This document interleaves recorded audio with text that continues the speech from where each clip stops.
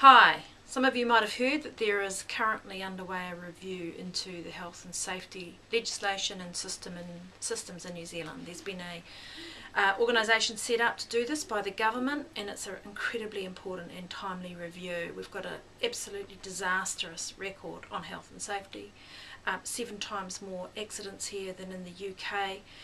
But just day after day after day, there are workers in this country being injured or killed at work, and it's time to stop. There's something wrong with the system. We haven't got it right. It's not just the legislation, it's the culture, it's the way that workplaces operate, it's the contracting out of labour, it's a whole range of factors, and new people are the ones that actually need to contribute so that we can identify not only what's causing this walking disaster, but also how we can fix it up.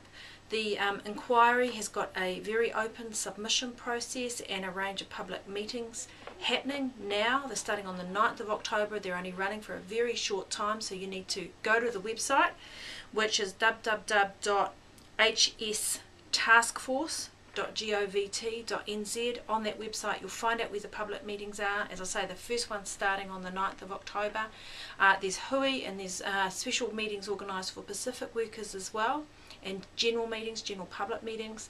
Go along, make a submission. You don't have to be an expert on health and safety, but we want to hear your stories. I've been talking to workers and families of workers who have been injured at work over the last few weeks, and there's some very, very common themes.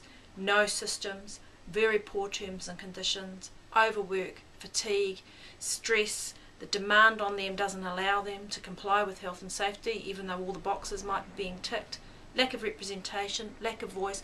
Whatever your experiences are of work, what you think might make the place safer, please go on to the website, participate in this review.